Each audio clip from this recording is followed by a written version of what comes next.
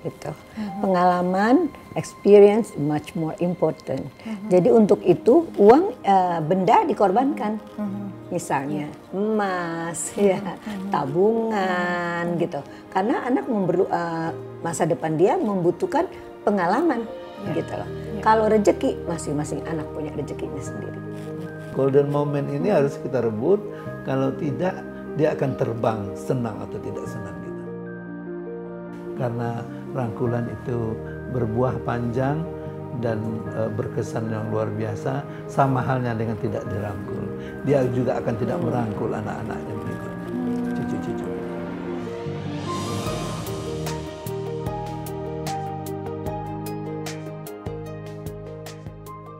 Bismillahirrahmanirrahim. Assalamualaikum warahmatullahi wabarakatuh.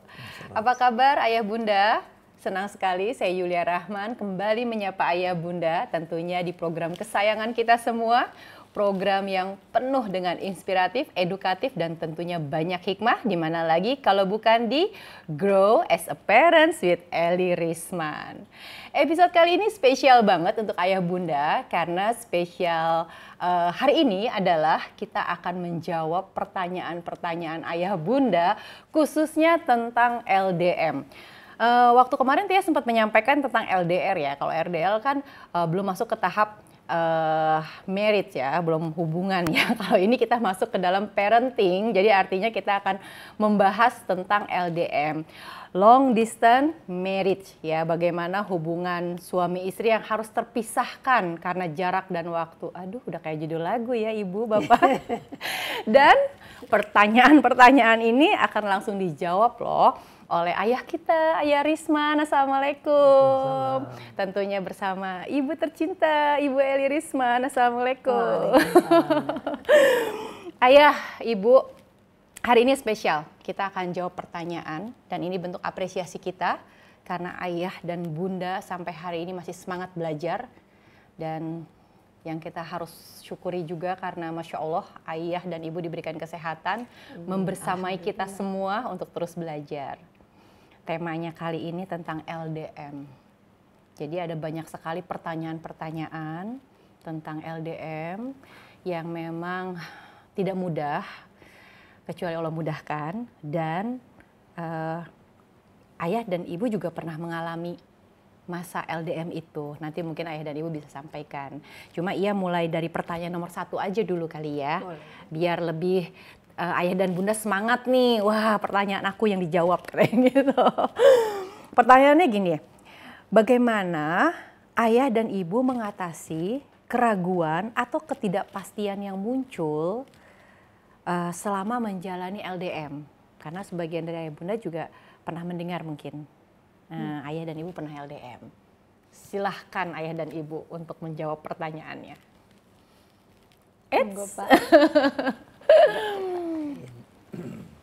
Bismillahirrahmanirrahim.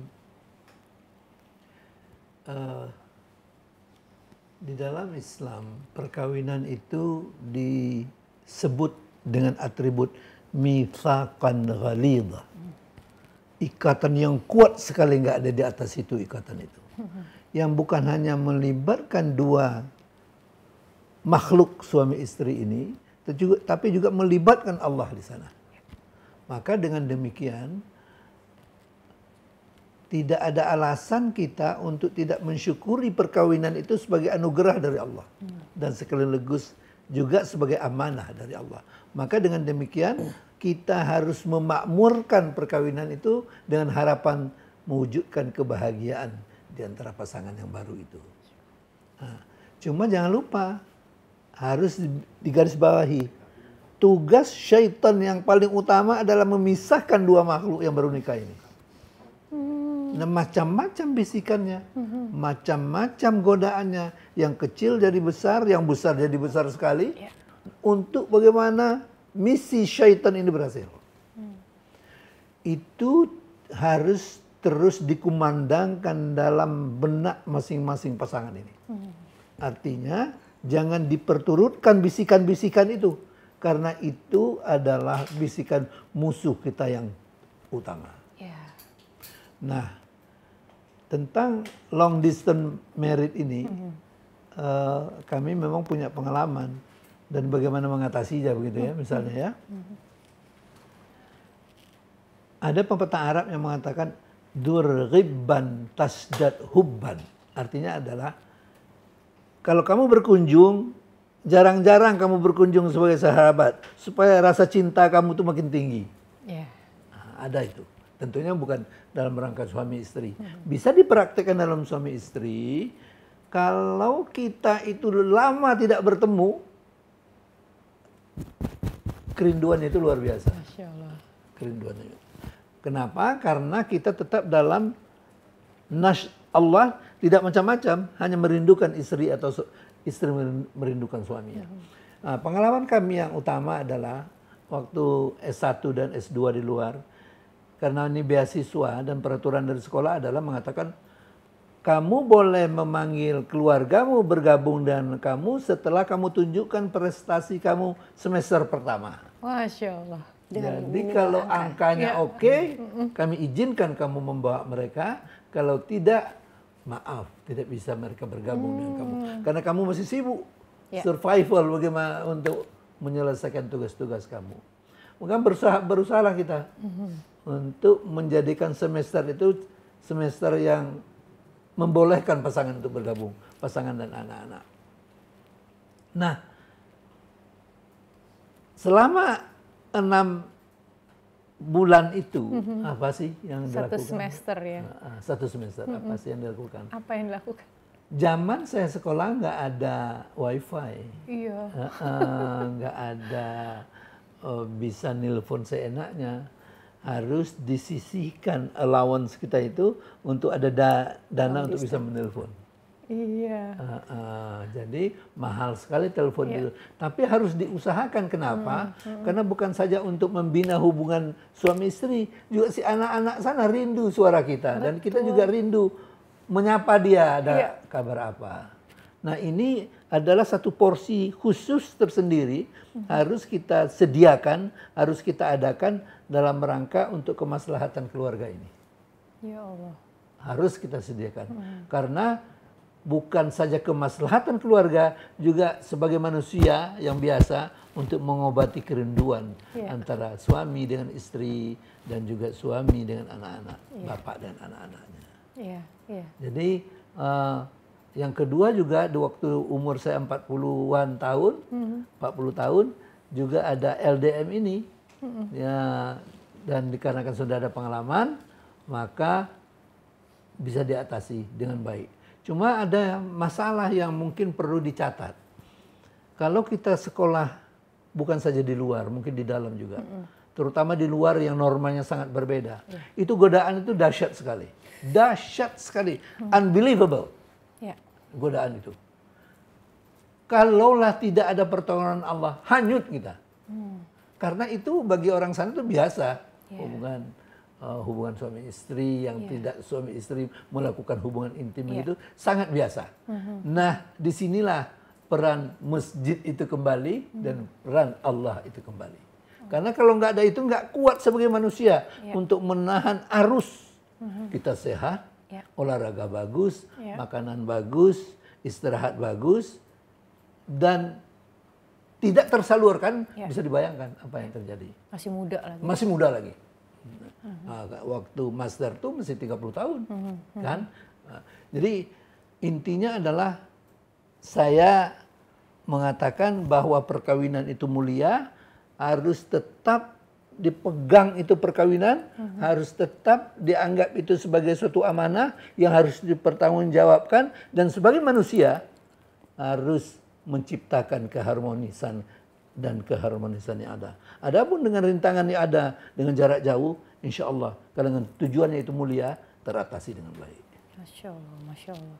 Jadi ikhtiar-ikhtiar yang Bapak lakukan saat itu apa? Pada saat 6 bulan itu ya kurang lebih ya? Tetap menghubungi keluarga, tetap menghubungi berkala. Kita juga sibuk dengan PR-PR yang ada dan aktif di masjid. Aktif di masjid, berjalan kita ke masjid, bicara dengan saudara-saudara yang ada di masjid, PR yang menimbun, dan bagus sekali sebenarnya ada outlet untuk berhubungan dengan keluarga, untuk melegakan ketegangan yang ada. Kita berbicara dengan keluarga, berbicara dengan anak-anak, dengan suara yang kita rindukan. Itu sebagai suatu obat untuk meredakan kerinduan ke rumah. Dan juga keraguan-keraguan dan bisikan-bisikan syaitan itu ya. Karena kan di dalam kondisi seperti itu yang tadi ayah sampaikan ya, pastikan ujian-ujian di luar yang dihadapi dengan lingkungan itu kan sangat besar sekali. Dan jadi artinya harus dipaksakan untuk menghubungi keluarga ya ayah. Harus dialokasikan waktu dan dana. Dan yakinlah bahwa kalau kita itu selalu dekat dengan Maha Pencipta, kita ingin secara manusiawi, ingin berbuat sesuatu yang salah, ada saja halangan dibikin oleh Allah. Masya Allah, ya betul. Ada saja. Ya. Dan itu harus yakin. Dan insya Allah lah ya, kita akan terjaga terus dari hal-hal yang tidak diizinkan untuk kita lakukan. Ya, ya. Nah Ibu gimana Bu pada saat LDM itu dengan ayah? Karena kan kondisinya juga anak-anak kan bersama ibu kan untuk menjembatani rasa rindu, pertanyaan-pertanyaan dari anak-anak, bagaimana? Ya alhamdulillah, kalaulah nggak ada kesempatan itu, hidup kayaknya rutin aja. Itu dulu. Jadi segala sesuatu kelihatannya sebagai ujian, tapi kita mesti syukuri. Ya. Pertama, ayah pergi untuk menuntut ilmu, sesuatu yang diperintahkan Allah. Jadi itu diomongin gitu loh ke anak-anak. Biar kita juga dengan membicarakan itu jadi lega. Misalnya kalau teman-teman semua suaminya pergi mencari nafkah, ya itu kan juga sebuah kemuliaan gitu loh. Dengan itu ayah akan dapat naik pangkat, akan bisa menghidupi kamu dengan lebih baik, agak gitu. Semua positif poinnya itu mesti harus lebih banyak daripada negatif poinnya. Dan jadi, itu perannya ibu yang menyampaikan kepada anak. RW. Reason why. Reason why. Why? Kenapa ayah jadi harus pergi? Kenapa ayah harus jauh? Kenapa nggak bisa sama-sama? Kenapa ayah nelponnya cuma bisa ngomongnya seminggu sekali? Anak-anak terus nanya why gitu. Bagus banget, berarti anaknya pinter. Jangan sebel, nanya melulu. Kan udah mama bilangin. Terus kata anaknya, tapi nggak ingat gitu. Jadi bagaimana mama sebetulnya intinya adalah mengalihkan yang negatif ke yang positif gitu. Supaya kita nggak nambah-nambah beban diri sendiri. Ya, kita juga rindu, anak juga rindu. Kita juga pengen tahu, khawatir, curiga, segala macam tuh. Ya, itu kok nggak kita nggak pandai-pandai menetralisirnya, yang korban kita sendiri. Terus emosi jadi kacau, kenanya ke anak gitu. Jadi paling penting itu adalah kontrol diri, memaknai semua yang terjadi itu secara positif. Jadi mau nggak mau berpikir positif, bersikap positif, bertingkah laku positif. Ya, Masya Allah ya. Jadi kita punya, seorang ibu tuh punya peran yang besar untuk memberikan pertanyaan dari atas anak-anak itu, why-nya itu Itu. Nah dalam komunikasi yang sangat jauh itu kan pasti ada rasa bosan. Ada rasa jenuh, karena waktu itu kan relatif ya. Untuk sebagian orang mungkin sebulan 2 bulan tuh biasa, tapi ada sebagian orang yang sebulan 2 bulan itu sangat berarti sekali. Karena ada pertanyaannya seperti itu, ayah, ibu. Apa yang ayah ibu lakukan untuk meningkatkan kualitas percakapan dan menghindari kebosanan dalam komunikasi? Ada rasa bosan ya? Bosan berpisah ya, orang biasa sama-sama. Silakan ya. Barangkali kebalikan dengan apa yang ditanyakan itu. Karena bagi saya makin dekat waktu 6 bulan itu makin excited untuk berkomunikasi. Jadi nggak ada bosan, makin bersemangat kita. Wih, hampir tanggalnya hampir datang ini. Kecuali memang dia ada godaan-godaan yang mengganggu di tempat itu. Kalau ada godaan mengganggu, akhirnya keluarga nomor 2, dia nomor 1. Kalau tidak, kalau kita fokuskan hanya pasangan dan anak-anak saja di rumah, tidak bosan, malah menghitung hari. Akan saya telepon. 2 hari lagi telepon ini. 3 hari lagi akan telepon. Nanti malam saya akan telepon. Jadi ada rasa apa namanya itu? Excitement. excitement keluar dari kita. Jadi nggak ada alasan untuk bosan.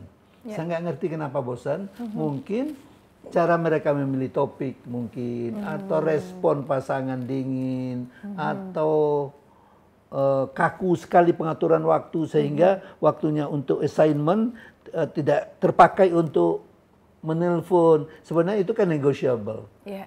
Bisa, apalagi zaman sekarang nggak ada masalah. Betul. Pakai video call, apa saja terlaksana dengan murah dan free. Ya kan? Jadi nggak ada, menurut saya nggak ada alasan untuk membosankan. Nggak ada alasan. Tidak ada alasan untuk membosankan. Tapi kenapa di luar sana banyak sekali pasangan-pasangan yang rasanya, aduh bosan banget ya, atau jenuh ya itu ya. Jenuh mungkin ada rentang waktu yang panjang, kemudian nggak ada aktivitas. Terus kemudian maaf ya, di atas segala-galanya ada masalah masa kecil yang nggak selesai. Itu. Jadi dia nggak selesai emang sama dirinya sendiri. Belum selesai. Belum selesai sama diri sendiri. Umumnya itu barangkali perlu look in karena pribadi yang seperti ini mudah sekali hal kecil jadi masalah. Triggernya gitu. tuh di situ. Triggernya itu apalagi sekarang pisah dengan beban tersendiri gitu kan. Ada anak, mungkin ada mertua yang sakit, ada ipar yang uang sekolahnya mesti dibayar, gitu nak. Jadi terlalu banyak dan bertimpah-timpah gitu. Jadi itu membuat stres sekali. Gitu. Jadi mesti dilihat banyak aspek, bukan hanya relasi yang terentang sekarang ini, tapi beban emosi dan psikologis yang ditanggungkan oleh istri itu atas keluarganya sendiri plus keluarga suaminya. Itu yang salah jarang satu. sekali orang bisa menguraikan gitu loh, karena udah numpuk-numpuk, jadi udah kayak begini nih toh, udah jadi satu, udah nggak bisa dipisahin lagi. Liquid. Nah, kalau misalnya deket tadi kan misalnya ini urusan mas deh, misalnya mana itu aku udah nggak sanggup ini, sekarang kan nggak bisa. Iya, udah menjadi satu kesatuan. Ada jauh. Iya. Gitu. Iya, Jadi dia mesti harus pandai-pandai untuk mengkotak-kotakkan ya persoalannya. Nah, untuk apa sih pertolongan pertamanya, karena jangan sampai nanti kan itu jadi trickle down efeknya kemana-mana nih. Jadi untuk mengatasi yang tadi ya dengan si beban-beban yang sudah kita bawa supaya nggak ada kejenuhan dan kebosanan itu bagaimana tuh, Ibu, Ayah? Ya, silakan Pak.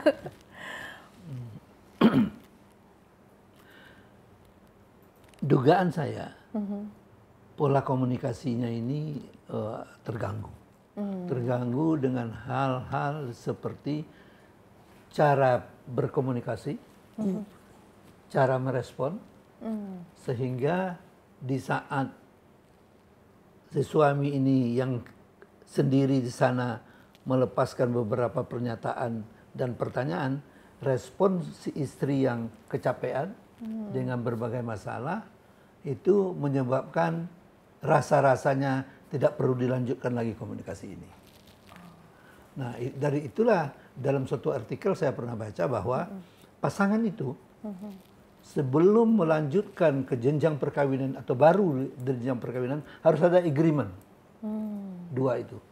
Dikarenakan pasangan ini adalah berasal dari dua keluarga yang sangat berbeda. Pembesarannya berbeda, kultur pendidikannya berbeda, sosial ekonomi berbeda. Harus ada kesepakatan bahwa kalau kita berkomunikasi hal ini kamu jangan singgung-singgung ya. Karena kalau ini kamu singgung rasa harga diri saya terkena. Nah, ini yang kadang-kadang kita take for granted, semuanya oke. Jadi kan setiap pasangan itu punya karakteristik masing-masing, baik keluarganya maupun dia sendiri. Misal, kamu kalau berkomunikasi jangan pernah kamu singgung tentang background keluarga saya. Ayah saya bercerai misalnya. Oh iya. Jangan pernah kamu singgung itu. Kalau kamu singgung itu, emosi saya terganggu. Maka pasangan yang bijak, dia tidak menyentuh daerah yang kritikal itu. Supaya flow of information itu tetap menarik. Kalau ini dilanggar, merusak apa namanya? Yang lain-lain. Ya merusak yang lain-lain. Dan ada keseganan, nggak usah komunikasi aja. Nanti ngomongin itu lagi. Nanti nggak enak. Iya. Atau bisa saja pemahaman suami kurang, istri yang penuh sekali itu dan kurang bijak, maka dia akan ini bagaimana si anak ini? Jadi bukan hanya solusi permasalahan yang ditumpahkan kepada suaminya, yang suaminya itu juga tidak kurang bingungnya di tempat orang lain. Nah ini yang kebijakan dalam berkomunikasi inilah mutlak perlu dipahami oleh pasangan. Kalau tidak akan terjadi benturan-benturan yang tidak perlu dan fatal sekali akibatnya. Iya, iya. Mungkin ini yang dimaksud, barangkali pertanyaan bagaimana untuk kebosanan itu. Wajib berkomunikasi, tapi satu sisi dia menarik diri nggak mau berkomunikasi. Iya. Kenapa? Karena sebab-sebab berkomunikasinya tidak ada akhlak yang baik. Iya. Jadi sebagai tambahan, kalau memang itu sudah ada terasa gitu, itu terbuka. Bang kalau ngomong nggak usah nanyain tentang ayah ya, nggak usah nanyain tentang kakakku yang bercerai ya. Gitu. Terima kasih banyak perhatiannya. Tapi karena kita jauh-jauhan nih sekarang ya, kita ngomongin yang enak-enak aja, kita ngomongin tentang apa gitu yang disepakati. Jadi nggak disenggol-senggol itu. Karena buat kita juga itu sensitif. Iya, betul. Apapun itu tadi persoalannya. Jadi karena kita berjarak jauh, jangan pula lah karena permasalahan itu yang terganggu ini. Iya. Sudahlah jauh, Iya. terganggu pula. Betul. Gitu. Kita ada hal yang lain yang kita perlu bicara, itu anak-anak kita. Iya. Tentang saving, tentang penggunaan uang, perbaikan rumah yang lagi dijalanin misalnya gitu. Jadi kita sendiri harus mengkotak-kotakkan masalah itu dan memilih mana yang mau dibicarakan, mana yang tidak. Oke. Ya. Jadi penting sekali ya agreement itu ya di antara suami istri ya. Karena yang tadi Ibu sampaikan, kita membawa beban, suami juga membawa beban masa lalu atau utang pengasuhan dan lain-lain itu. Dan kita ungkapkan itu nggak masalah ya. Iya. Jadi harus ada kejujuran juga di situ. Betul, yang penting itu. Masya Allah. Dan choice ya. Choice, betul. Iya Ibu, Masya Allah Ayah. Ada tambahan mungkin Ayah? Jadi apa namanya, ada keinginan untuk melanjutkan hubungan ini dengan yang lebih baik, maka hal-hal yang mengganggu itu harus kita singkirkan. Ada sepakat untuk disingkirkan. Pasti ada di kedua belah pihak ada itu. Maka memang agreement awal itu untuk mana yang nggak boleh disentuh, mana yang boleh disentuh. Iya. Jadi ini perlu kematangan pasangan untuk menatap kedewasaan mereka, untuk menatap mana yang boleh, mana yang tidak, mana yang mengganggu perasaan pasangannya, mana yang tidak mengganggu. Dan kadang-kadang kita berbicara itu apa yang terasa langsung keluar. Ya, spontan. Spontan. Tidak memikirkan ini luka nggak. Nah ini yang perlu sekali dirasakan bagi pasangan-pasangan baru ya, pasangan-pasangan baru yang ada teritori-teritori yang nggak bisa disentuh. Ada teritori yang bisa disentuh. Nah ini harus disepakati demi untuk menjaga keutuhan dan keharmonisan keluarga untuk selanjutnya. Iya, iya. Dan bercanda juga penting kali ya. Oh, apalagi jarak jauh ya. Hah? Rajanya. Wah rajanya. Coba Ibu mungkin bisa share sama Ayah Bunda di rumah. Rajanya bercanda itu seperti apa? Gimana Ibu? Contohin aja. Supaya nggak bosen kan, supaya nggak jenuh kan? Saya memang senang. Ngaco. Saya senang yang lucu. Sehingga saya kadang-kadang tersenyum sendiri mengingat kelucuan sesuatu. Iya, iya, iya. Semua Ibu udah ditonjok-tonjok deh. Masya Allah. Lagi mikir apa? Lagi mikir apa? Hah? Jadi dengan demikian misalnya waktu di Honolulu kalau nggak salah, atau di Florida itu si Sarah itu punya kawan namanya Joyce. Joy aja. Joy ya. Joy. Dia nelpon. Laki-laki soalnya. Kebetulan saya yang ngangkat. Saya bilang, Sarah, ini ada entah siapa pula orangnya ini, namanya Hasanah. Itu Hasanah ya? gitu. Iya, salah. Diganti namanya. Ibu itu laki-laki, si Joy. Jadi Hasanah. Kok bukan ya, bukan Hasanah. Dulu orang tuanya mau menamakan dia Hasanah, tapi nggak jadi. Seperti itulah.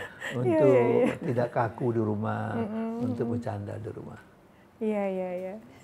Itu langsung. Langsung. Kalau kita lewat telepon nih, karena kan lagi LDM nih. Lebih gila ngejoknya lagi. gimana ngejoknya? Iya, lebih gila lagi. Gimana coba, Lupa. Ibu? Ngejoknya karena kan ya tadi ya mungkin kebosanan itu hadir karena pembicaraan yang monoton atau yang saling menjaga jangan sampai tersinggung. Tapi kayaknya kan perlu juga ya meskipun jarak jauh bercanda-bercanda. Apalagi kalau sekarang ada video call enak nih ngeliat ekspresi pasangannya yang ngaco-ngaco. Kalau ibu sama ayah dulu ada nggak pengalaman yang Udah lupa lagi. ya? Pokoknya kan bapak suka apa namanya itu nyeleneh. Ngomongnya aja yang lain. Apaan bang? Apaan tadi ngomong apa? Terus dia ngomong itu, wah diketawa duluan. Jadi kita ikut ketawa nggak ada Soalnya dia ibu ketawa. orangnya serius kan. Tuh kan. Oh ibu serius. Ibu serius. Kalau nggak dilumerin dengan itu, nggak pernah ketawa ibu. Wah ini ayah bunda harus tahu nih di rumah nih. Dia tes. Memang harus dibikin ringan dan renyah. Kalau tidak, Kita korban. bukan. Kalau tidak, ibu serius sekali orangnya. Ayah ada yang ayah inget nggak yang tersisa membuat ibu akhirnya terbahak-bahak? Oh setiap kali. Yang gila-gila aja nak, yang gila-gila. Iya. Coba mungkin ayah Saya juga lupa. lupa ya. Baik ayah. Nah pertanyaan berikutnya nih ya. Pertanyaan berikutnya sih mungkin masih sama ya dengan, maksudnya masih relate dengan pertanyaan sebelumnya. Mau minta nasihat ayah dan bunda katanya kepada kami yang sedang menjalani LDM. Nah jadi sedang menjalani LDM ini untuk menjaga hubungannya itu tetap sehat. Kalau tadi kan komunikasi yang membosankan. Kalau ini kami sedang LDM tapi bagaimana hubungan LDM ini tetap sehat. Harus diingat kenapa kita LDM. Ada apa kita berjauhan? Ya. Jadi sebabnya itu harus disepakati bahwa itu adalah untuk increasing possession misalnya ya. Adalah untuk memenuhi nafkah yang perlu dinafkahin. Kalau dia menyadari bahwa sekolah itu untuk masa depan keluarga juga, untuk dia mencari nafkah untuk kemaslahatan keluarga juga, saya pikir nggak ada masalah untuk kita berpisah dan mencari hal-hal negatif untuk mengatakan visa ini bermasalah. Jadi kan sama dengan orang sekolah itu, dia bersakit-sakit, pulangnya untuk kemaslahatan keluarga. Sama dengan juga hal orang yang mencari nafkah di luar. Nah, tapi tentunya harus ada kesepakatan yang dibangun untuk bagaimana memaintain jarak jauh ini tetap bahagia mereka. Itu harus ada kesepakatan dan harus ada yang mau berkorban. Nah ini dia nih bicara berkorban nih ayah. Iya.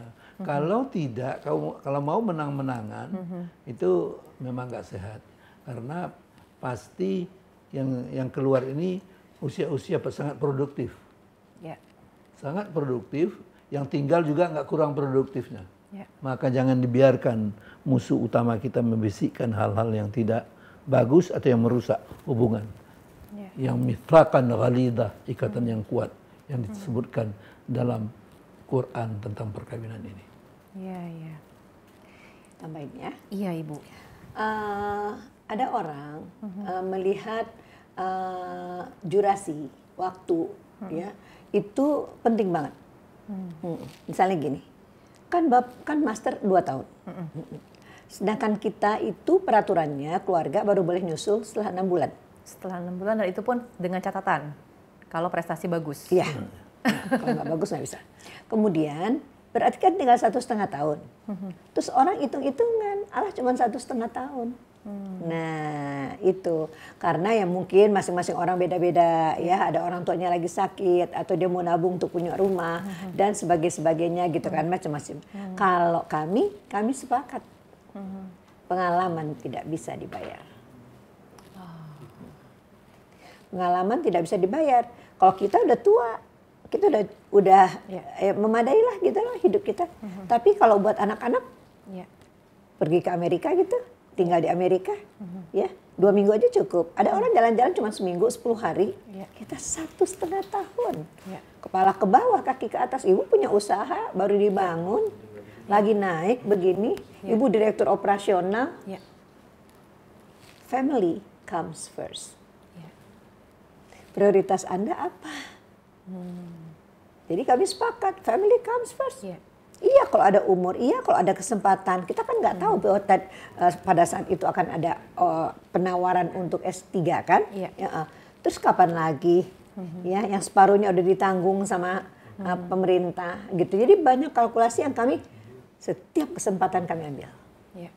Apalagi kesempatan itu untuk perubahan, kesempatan untuk memberikan pengalaman kepada anak, itu nggak bisa dibayar. Betul. Pengalaman anak sekolah di luar negeri dan segala macam itu nggak bisa dibayar dan belum tentu kembali. Mana kami tahu bahwa kemudian kita akan pergi S3 kan. Iya. Jadi yang ada sekarang di depan mata manfaatkan. Orang suka merasa soalnya suami saya di pedalaman. Nah, itu dia. Suami saya di pedalaman jauh Bu, ya dari kabupaten aja jauh gitu.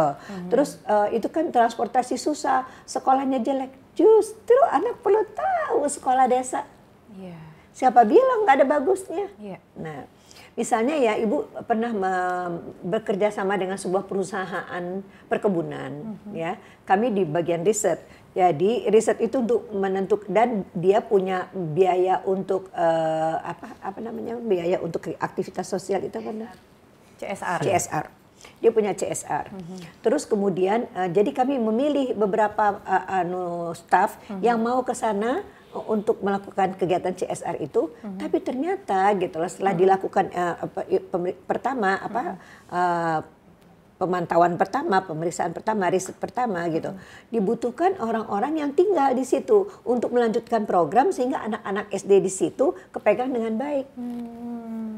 Ya, itu beberapa orang kalau kita berikan penjelasan begini mereka ambil kesempatan itu. Itu kesempatan yang luar biasa. Jadi sebetulnya urusan LDR ini untuk memutuskan bersama tidak geser. Ya. Istilahnya geser. Apa yang digeser? Cara pandang. Yes. Enak kan punya moderator pinter. Jadi kita geser cara pandang kita, nggak semuanya negatif. Jadi kalau kita lihat itu semuanya negatif, jadi masalah terus gitu loh. Padahal kalau kita ikut walaupun cuma 1,5 tahun, Masya Allah, Tabarakallah. Kita berdua kerja keras luar biasa, Bapak jungkir balik sekolahnya harus bantuin Ibu catering. Ya, catering kita anterin ke rumah orang, ya karena dia udah pernah kita ceritakan yang lalu itu, yang makanan digantung di pintunya dia, diiklankan. Kami bisa umroh.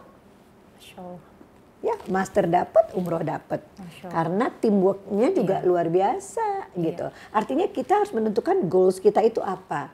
Terus bagaimana mencapainya, ya? Apa yang kita ingin dapatkan, apa yang kita korbankan. Ada kalkulasi-kalkulasi yang mesti harus dihitung. Jangan lihatnya LDM doang. Dan jangan takut banget gitu loh. Karena harus pergi ke tempat yang terpencil, kerjaan udah bagus, ditinggal.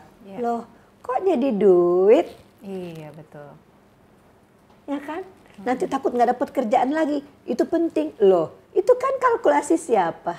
Manusia. Nah, itu. Jadi hal-hal yang keteter sehingga merasa kita bahwa dengan yang kita hadapi itu jadi beban, sebetulnya gimana cara kita melihatnya aja.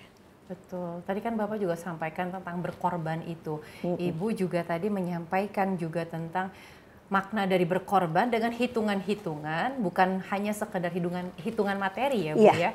Tapi di balik itu tuh banyak sekali hikmah yang nggak kita justru bayar dengan materi. Iya, nggak terbayar itu. Tidak terbayar dengan materi. Gimana membayar pengalaman anak-anak sekolah di luar negeri?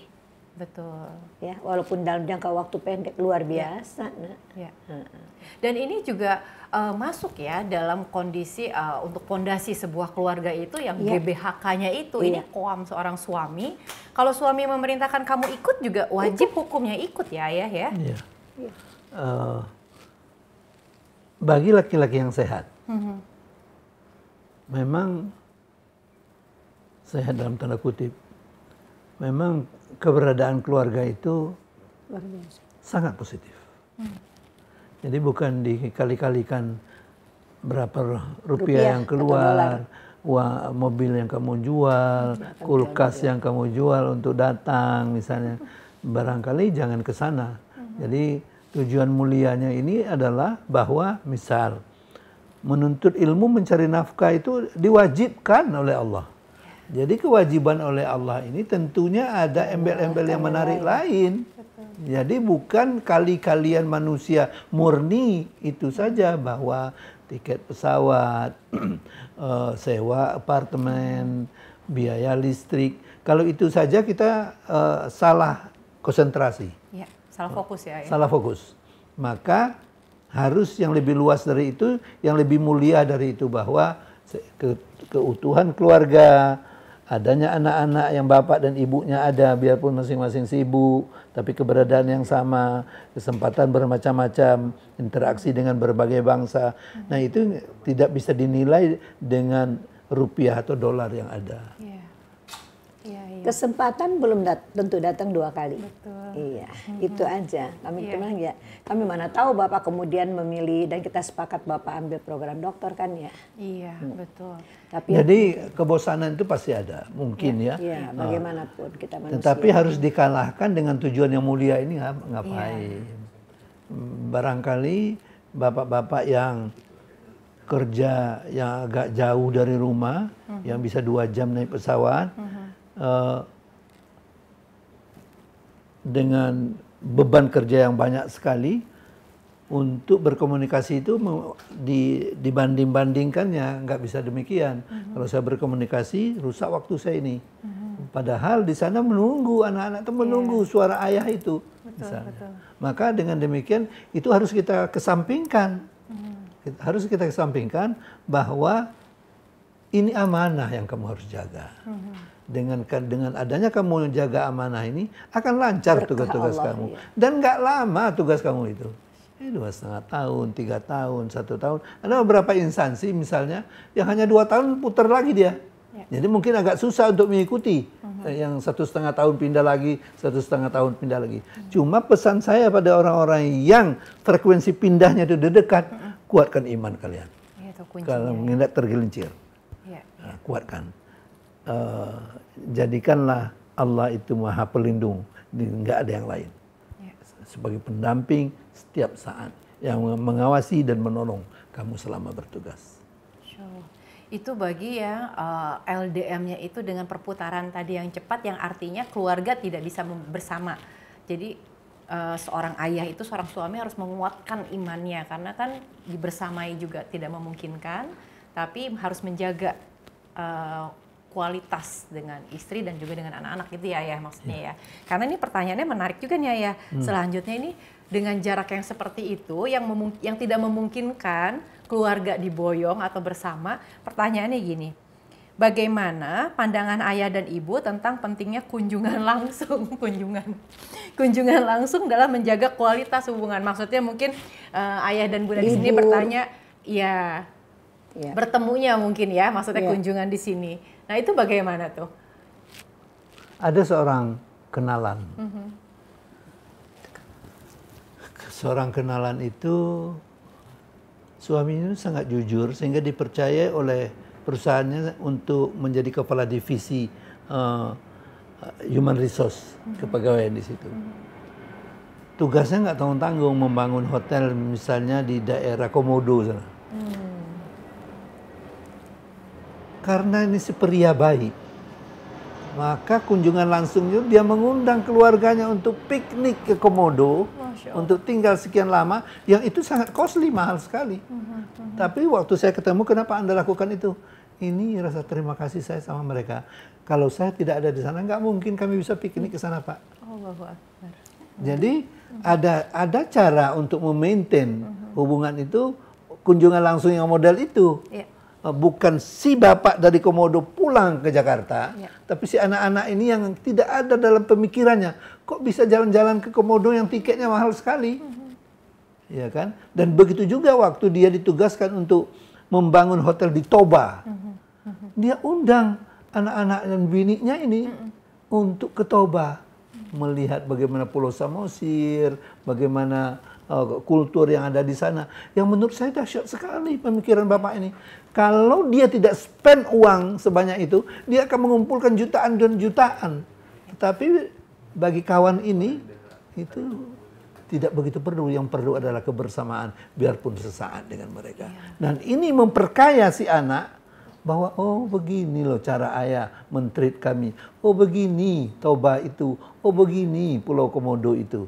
Nah itu akan menanamkan suatu sikap respect yang luar biasa kepada orang tua, dan itu akan berbuah lama untuk dalam pemikiran mereka. Karena tertanam ya di hati anak. Mereka akan mengambil kesimpulan sendiri seperti anak-anak kami bahwa money is not everything. Gitu. Pengalaman, experience much more important. Jadi untuk itu uang, benda dikorbankan.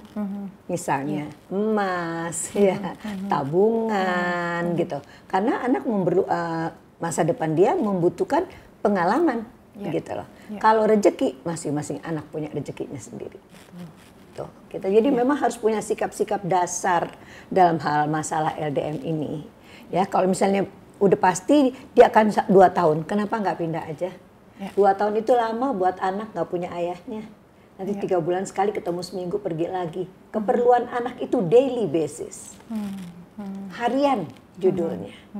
Jadi kalau ya masing-masing punya pertimbangan sendiri-sendiri, kondisi sendiri. Mungkin ibu istri nggak bisa tinggalin karena ibunya lagi sakit dan macam-macam. Tapi tolonglah ya, semua orang di sekitar kita itu diminta pengertiannya bahwa ini keluarga. Nah, keluarga ini perlu gitu loh, saling membutuhkan satu dengan yang lain, terutama masalah pendidikan anak. Nggak bisa terlalu lama nggak ada ayahnya, orang ayahnya ada. Kecuali ayahnya udah nggak ada, lain soal. Gitu.